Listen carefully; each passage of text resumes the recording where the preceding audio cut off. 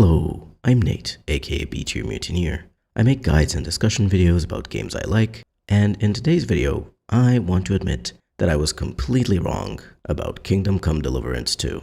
A few people asked me whether I was interested in playing it when it came out, and at the time I said a very clear no because I had really disliked the first game and didn't think the second one could possibly be up my alley if the first one wasn't. I had found the combat system far too complicated and punishing, the main story kind of boring with the only motivator being revenge, which I didn't care much about, and well, if I'm allowed to be a bit superficial, I think Henry was extremely ugly in KCD1, though he looks better in KCD2. But here we are, a few days after KCD2 released, with me already having played over 15 hours in just 3 days at the time of recording this. Kingdom Come Deliverance 2 surprised me with its quality, and especially its writing, and made me fall in love with the game in a way I haven't since the release of Pentiment, or in terms of full RPGs, Disco Elysium. I love RPGs, but I am extremely picky and have very specific preferences for both narrative and gameplay. KCD2 manages to fit my very narrow preferences, plus based on what I've seen in terms of reception, it has found a large audience, which it's made happy too. Due to the fact I've only played the game for 15 hours and have barely advanced the main questline because there's just so much to explore and so many interesting side quests and tasks to do, this video is just about my first impressions. When I'm dealing with such a huge game that has a lot of meaningful stories and content to go through, I know that in order to give you a proper review, I'll have to finish the game at least once, if not twice, to see what it has to offer, especially in terms of its story, aka quests, and of course choice and consequence, which is one of the most important things I look for in an RPG. Still, even in this first impressions video, I already have plenty to say, so get comfy as I start talking about everything good and bad about KCD2 so far. I'll have some peaceful footage of me walking around the open world running in the background as I talk, so feel free to put this on your second monitor or do something else while you listen to my impressions. I've seen quite a bit of spoilery footage in other people's reviews already, and while I don't care too much about spoilers, I think it's just much nicer for you to get to experience the game's story for yourself, even the beginning part, without having it spoiled. Thus, the nice jaunt in the wilderness footage.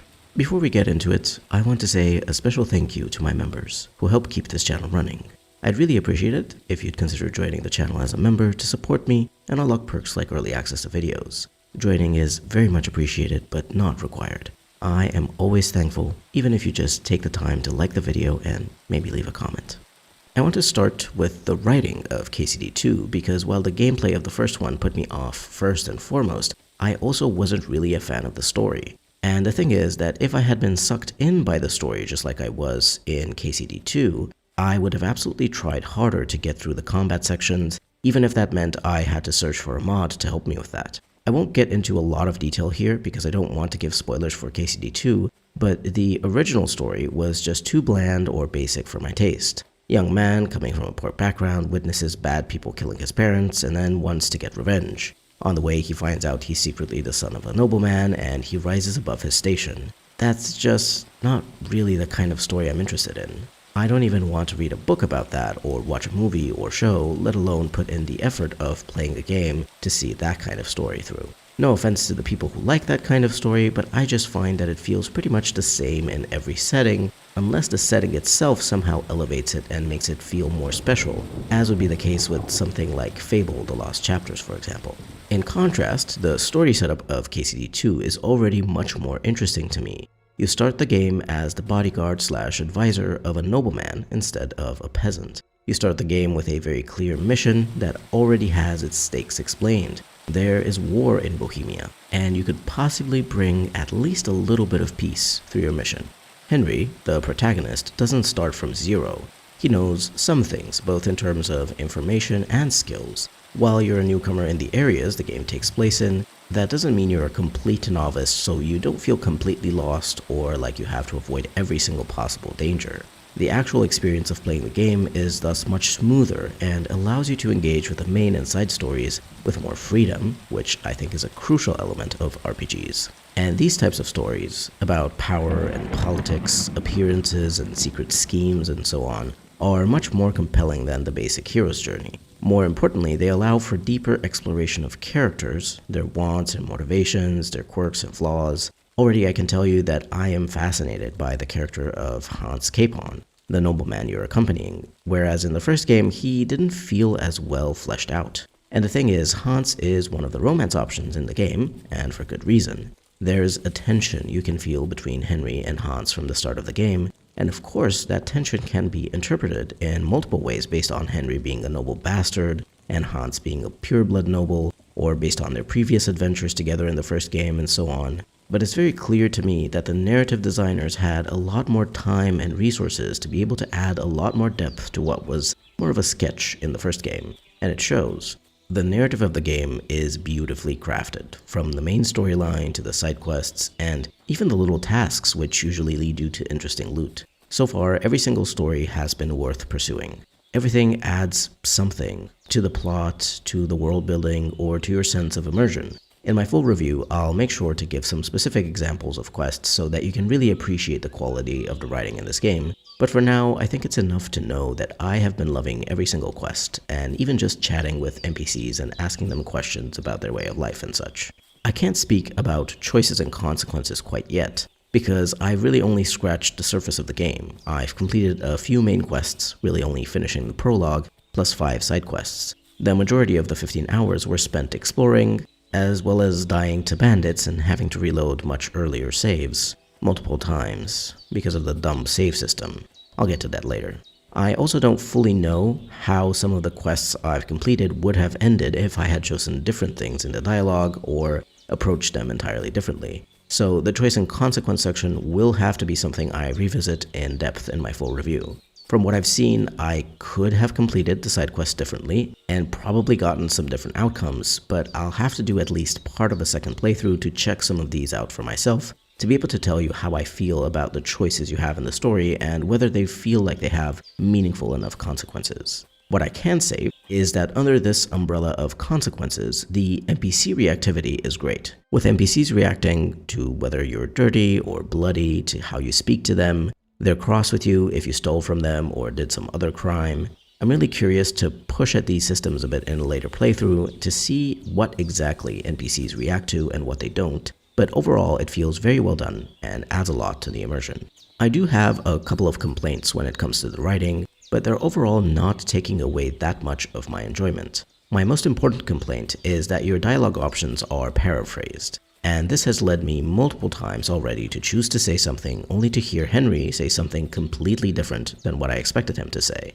And this is a real problem in speech checks when the choice you make is really important to whether or not you'll succeed at it. Doubly important considering the fact that I'm doing a mainly speech-based playthrough in which I try to use my words before my sword or fists to resolve the situations. I'm autistic, and I know that sometimes I miss out on nuance in text, but I don't think it's just an autistic problem when the dialogue your character says is very different from what the written line implies. Lest we forget the glass hem option in A Wolf Among Us. If you're going to do paraphrasing in your dialogue, you have to make sure that the specific tone of what you're saying comes across in the text. Otherwise, people are going to get frustrated, especially if they're trying to play a dialogue-heavy build. I would personally prefer for dialogue to appear in full, or at least get the most important sentence or sentences out of a longer sequence of dialogue. For games like Dragon Age 2 and Dragon Age Inquisition, I have no paraphrasing mods installed, so that I know what my character will say. In a role-playing game, I want to have as much control over what my character says and does as possible, and picking dialogue and getting something completely different just feels like I was tricked into something the developers wanted me to say, rather than me actively choosing what I wanted my character to say. This paraphrasing problem has been a bit annoying already, as I failed a few speech checks due to completely misunderstanding what Henry was going to say, and obviously changing the tone of the conversation in a way that didn't really fit the situation. Hopefully it doesn't happen too often in the rest of the game, or that will be a real pain point I'll have to talk about in more detail in my full review. I'll definitely keep an eye out for no paraphrasing mods in the future, but I assume it will take quite a while for someone to be able to extract all of those dialogue lines and replace the paraphrased options with them. Obviously, I would be extremely happy if Warhorse released an optional toggle in the settings to have paraphrasing on or off. Anyway, the only other complaint I have is truly minor, and it's that sometimes the humor is very 15-year-old boy cringe or otherwise 50-year-old man cringe, which are both the same. Haha, girls, boobs, and haha, women, am I right, are two very similar vibes, and I laugh at exactly 0 of these so-called jokes. Thankfully, the game hasn't been too filled with this humor, and so I can just ignore these lines or else interpret them as negative characterization for more unsavory NPCs. But on the whole, as I said, the writing is amazing. My favorite quest so far, don't worry, no real spoilers, is a side quest that involves some humans, and it was surprisingly emotional and extremely enjoyable to experience. I also loved a task that was about finding a silver axe, as well as various points of interest that were revealed to me by talking to various NPCs. I guess more hardcore gamers wouldn't care about these little things and would much rather just focus on the main story and the combat, but for me, finding these secret little places in the world and finishing these small handcrafted tasks has felt very rewarding.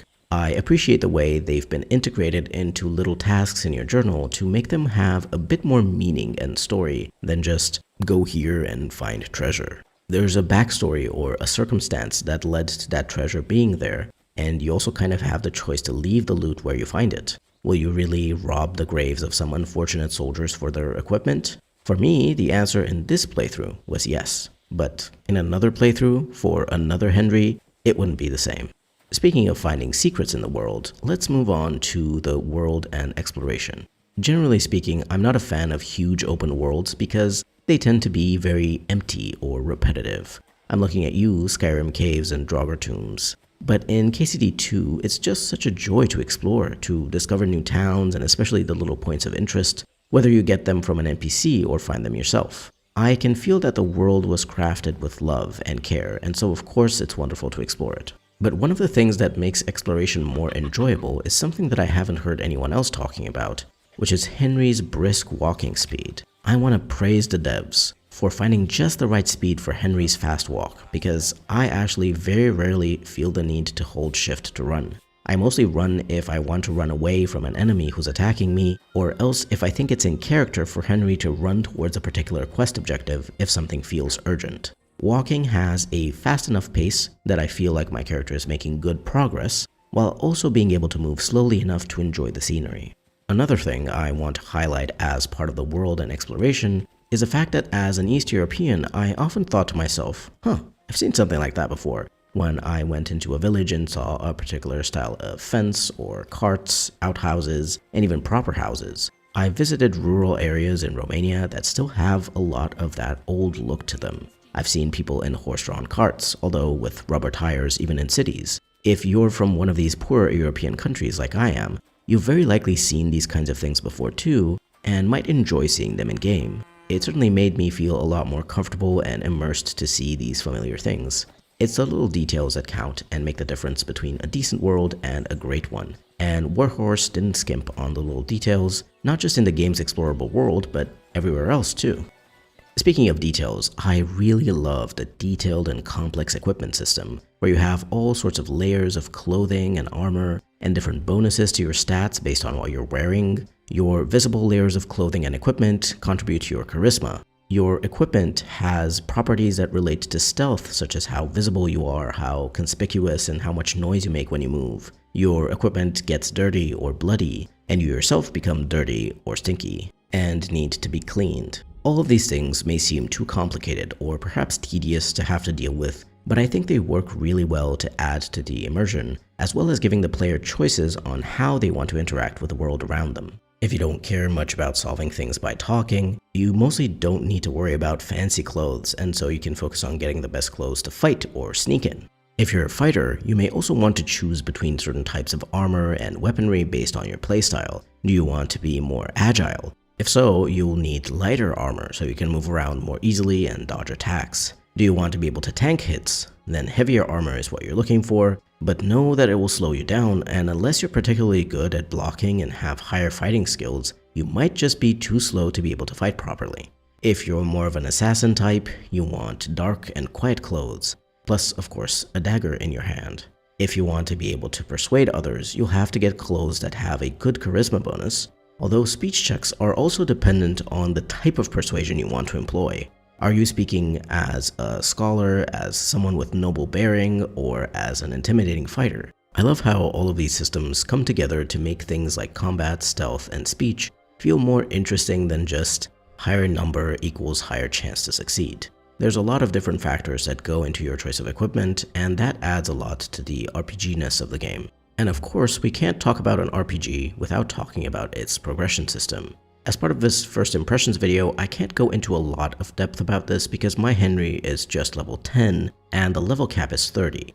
I do want to show you the character screen a little bit because it's spoiler free and I just enjoy it a lot. I love the inventory screen with the different outfits and equipment slots of course, but the screens with the player stats, skills, and perks are even cooler. There are a lot of perks in this game, and I love the fact that they all contribute to different styles of play, so you can customize your version of Henry to fit your preferred playstyle, and of course have a lot of freedom to experiment with other perks and builds in future playthroughs. At first, when I saw these character screens in the reviews I watched before buying the game, I thought I would be overwhelmed by all the information and all the different perks. But actually, the game does very well at only showing the main stats or skills and having a little icon that shows you if you can learn a new perk under that stat or skill. It leaves you, the player, to choose if and when and how much you want to engage with the perk system. In fact, you could absolutely do a full playthrough of KCD2 without using a single perk point, since your stats and skills still level up by using them, paying trainers, learning from books, or you can temporarily change your stats by equipping certain pieces of equipment or drinking certain potions or other substances. KCD2's progression system highlights one of the most important aspects of an RPG, which is freedom. Just like the equipment system, just like the various choices you have in dialogue and quests, it doesn't even matter that much whether the perks are balanced or not, because the real reason they're there is to tell a story about your version of Henry. Who is he based on how you play him? The choices that you make in the perk system aren't just mechanical, even though you could absolutely choose them based purely on their bonuses. But these perks can characterize Henry in a subtle way that gets reinforced whenever you look at your perks, whenever you use their bonuses, whenever you choose a new one. I personally love the perks and I'm already itching to start a new playthrough so I can choose different ones. Though that may also just be my chronic replay the first quarter of a game itis, aka my ADHD. These have been the main things I wanted to highlight as part of my first impressions, but before I end, I do have one more big negative thing to talk about: the save system. I absolutely despise the fact that you need the Savior Schnapps potion to save the game. It's the most idiotic system I've seen in a video game, especially a video game that tries to be realistic of all things. You have to understand that being able to save and load or reload a game is inherently not realistic. But it's a game after all, and a huge one at that, which can't be completed in one sitting by most players, though I'm sure the speedrunners are already on it. You need to have saves and checkpoints not just because the game's length requires them, but also because the game might crash, the player's computer might turn off or have some other issue, and the player may not be able to play for long enough to finish the game or even reach a checkpoint. But in my opinion, not allowing the player to save whenever they want is just stupid. Especially because if they want to, players can and will absolutely abuse the save and quit option to save scum anyway, or else use a mod that allows them to manually save whenever, or gives them a million Savior Schnapps or whatever. I don't know what the devs over at Warhorse were thinking when they kept the system as part of the basic version of the game. I would have understood including it in a hardcore or Iron Man version of the game, where it makes sense to restrict the player's ability to save, and thus make them really consider whether they want to risk fighting a group of enemies. But in the basic game, this save system serves no purpose other than to frustrate players. As I've said, I've only played the game for 15 or so hours, and I can already tell you that I lost multiple hours of progress because I didn't think to save while exploring the world, looking for secrets on the map, and then when traveling back to town, got ambushed by bandits and couldn't run away fast enough so I got killed. I want to reiterate, I lost hours of progress because the game only saves when you sleep in an owned bed or if you drink a goddamn save game potion. You will hear this sentiment of frustration in many different reviews of KCD2, and if you look at the most popular mods on Nexus Mods for KCD1, you'll see that there are multiple mods that allow you to save manually or else help you get a lot of Savior Schnapps so you don't have to worry about it. Because of the huge amount of progress loss and huge amount of annoyance this stupid system has brought me, it would definitely bring down my score of the game by at least 1 point if not 2 in a full review. And unless the devs patch this out or make it optional in the settings, it will absolutely be a huge negative I highlight in my review. I can definitely see a player losing hours of progress just like I did and rage quitting, not wanting to be forced to once again go through so much exploration, combat, looting, and trading, especially in the early game when you work really hard to make money and get better equipment, and every little bit of progress you make feels very significant. I'll end my rant about the save system there. I just checked and there's already an unlimited saving mod, which is a bit experimental due to the modder not being able to access the menu to modify the save option, but you can bet I'm installing it right now, even if it may be a little glitchy. Anyway, despite my burning hatred for the save system and a few frustrations here and there, I do think Kingdom Come Deliverance 2 is one of the best RPGs I've ever played, and that is glowing praise considering the fact that I don't even have a full top 10 of RPGs. I'm that picky. If you enjoy deep RPGs with lots of freedom to roleplay, immersive worlds to explore, reactive NPCs, and even possibly very compelling romances, I'll talk about Hans in my full review, then I absolutely recommend playing KCD2. Another great thing about this game is that its full price is 60 euros instead of the 70 euros that other games are asking for nowadays. And for the amount of content it has and the potential replayability as well, if you're the type to replay games like I am, 60 euros is absolutely worth it in my opinion. But of course, if you're on the fence, you can always watch more reviews or even wait for a sale. Whether you enjoy the game will obviously depend on your tastes in RPGs and games in general, so while I am giving this game my personal recommendation, that doesn't mean it's for everyone. No piece of media is for everyone, really. I hope you enjoyed listening to my first impressions about Kingdom Come Deliverance 2. I will of course make a full review later on after I finish at least one full playthrough, but it may take some time.